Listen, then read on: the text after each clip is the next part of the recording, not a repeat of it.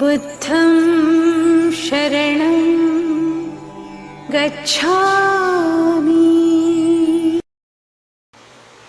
दोस्तों जय भीम।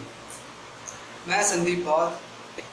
आज खासकर मैं रक्षाबंधन, जैसा कि आज का बड़ा खास दिन है और लोग बड़े हर्षोल्लास के साथ मना रहे हैं, तो मैं आपसे 2 मिनट इसी पे बात करना चाहता हूँ। खासकर अपनी उन बहनों से जो इस देश में रक्षा के नाम पे अपने भाई के कलाई पे हर साल वो धागा प्रेम का बांधती हैं, वो विश्वास का, जिससे इस बात का आभास वो कराती हैं कि भैया आप मतलब पुरुष, आप इस बात के गवाह हो कि आप मेरी रक्षा करोगे जब जब मुझ पे संकट आएगा, जब जब मेरी बेइज्जती होगी या लोग मुझे छेड़ेंगे, बुरी नज़र से देखेंगे, मेरे अच्छे वक्त में बुरे वक्त में आप हमेशा मेरा साथ दोगे। तो इस बात की गारंटी का प्रतीक है ये रक्षाबंधन। लेकिन मैं सबसे पहला सवाल आप सबसे ये पूछना चाहता हूँ मेरी बहनों, क्या आप मानती हो कि आप कमज़ोर हो? क्या आप मानती हो कि आपको भाई की ज़रूरत है कि वही आपकी रक्षा कर पाएगा? क्या आप मानती हो कि आपको अभी भी वो अधिकार प्राप्त नहीं हुए जो बाबा साहब ने भारतीय संविधान में 1950 में ही आपके लिए लागू करा दिए? क्या आप मानती हो कि आप आज भी निर्भर हो उन पुरुषों पे जो सदियों से आपका शोषण करते आए हैं, चाहे वो शास्त्रों के माध्यम से हो, चाहे वो सामाजिक तौर के माध्यम से हो?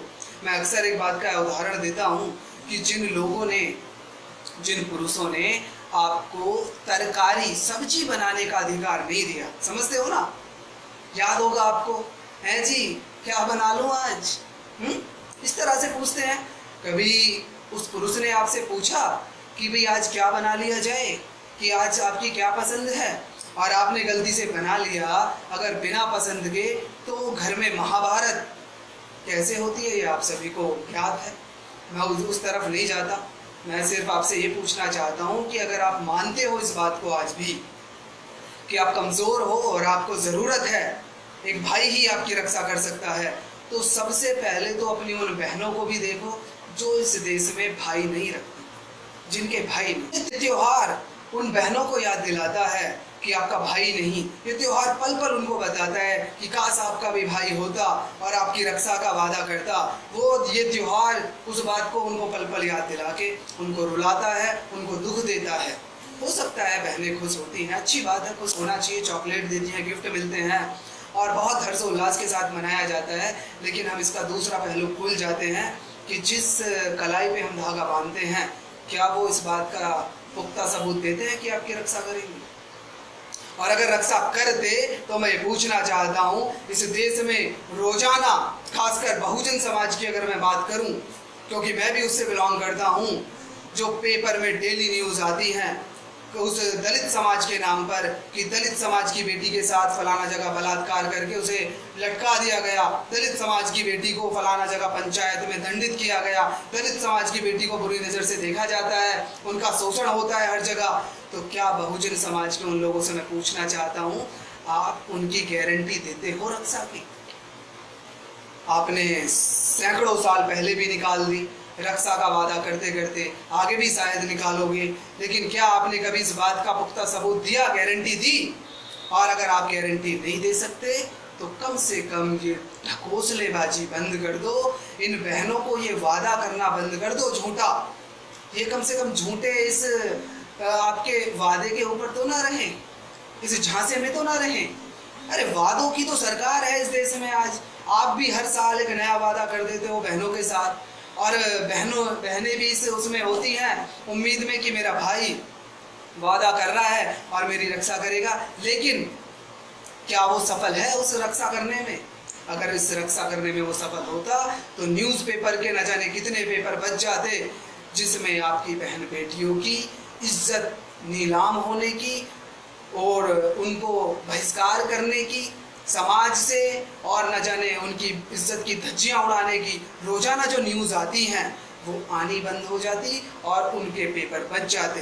क्योंकि बहुजन समाज के लोगों, खासकर आपके उस हिस्से से मैं बोलना चाहता हूँ जो दलित समाज के नाम से जाना जाता है। हालांकि मैं इस शब्द का विरोधी हूँ, लेकिन क्योंकि आपने अपनी पहचान बना ली, मैं उस हिस्से से बात करना चाहता हूँ। क्या आपने इस बात को कभी सोचा क्यों आखिर ये न्यूज़ें बंद नहीं हुई? क्योंकि आप वादा कर देते हो। वादा ही तो है, वादा करने में क्या जाता है, वादा तो हो ही रहे हैं इस देश में। तो या तो आप इस वादों को सच करना कोशिश करना शुरू कर दो, नहीं तो ये ढकोसलेबाजी बंद कर दो। मैं हिंदू धर्म का कोई त्योहार नहीं मनाता। इसका सबसे पहला कारण है आई एम बुद्धिस्ट एंड इसकी वजह से बुद्ध ने शास्त्रों को शस्त्र बताया और हमारे बाबा साहब परम पूज्य महामानव बाबा साहब ने कहा कि मैं हिंदू धर्म का कोई भी त्योहार नहीं मनाऊंगा। मैं बुद्धिस्ट होने के नाते त्योहार नहीं मनाता, लेकिन साथ ही इसका दूसरा पहलू भी है जो मैं देखता हूँ इस समाज में कि बहुजन समाज के लोग न जाने कितने इस देश में ये काम करते हैं। और खासकर मैं बहुजन समाज को भी ना करके इस देश की समस्त नारियों से कहना चाहता हूँ कि आखिर कब तक इन भाइयों की उम्मीद पे जिंदा रहोगी? आखिर कब तक? अरे संविधान ने आपको वो अधिकार दिए हैं, आप नौकरी करके घर पाल रही हो अपने भाई की।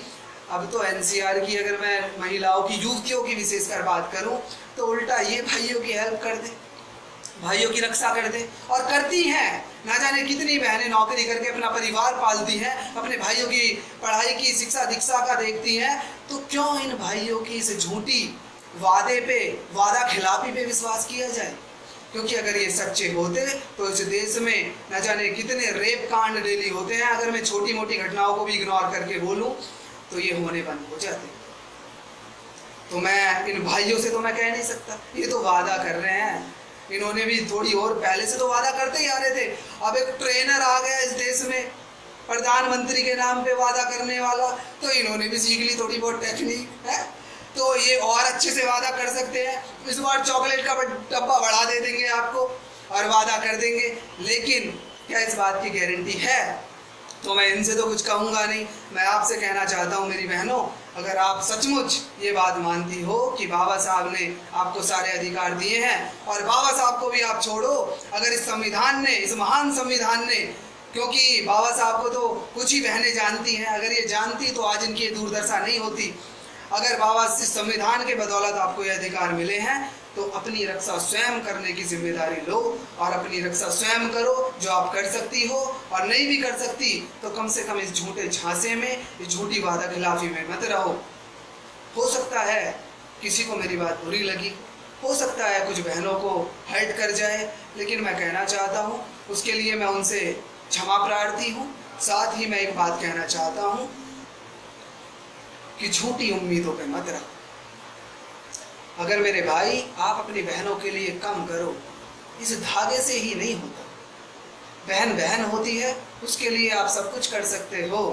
अगर आप इस बात को मान लो कि ये मेरी बहन है, ये मेरी बेटी है, और यही नहीं, समाज की, देश की, गांव की हर एक बेटी आपकी उस बहन की तरह है जो आपके घर में है। उसको इज्जत की नज़र से देखो, सम्मान की नज़र से देखो, एक दूसरे का सम्मान करो, तभी इन पोप लीलाओं की, इन आडम्बरों की, इन ढकोसलों की ज़रूरत नहीं पड़ेगी। बाकी आगे आपकी इच्छा। सभी को एक बार पुनः जय भीम।